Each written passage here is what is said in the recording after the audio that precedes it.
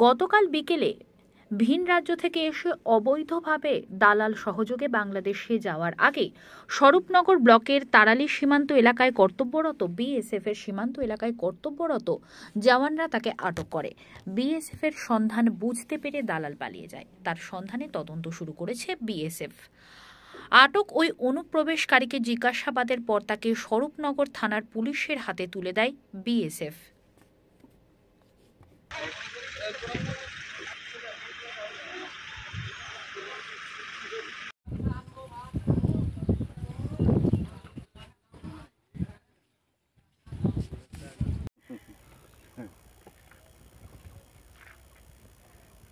ভালো আসছে, মোবাইল থেকে তুললে হয় ভালো।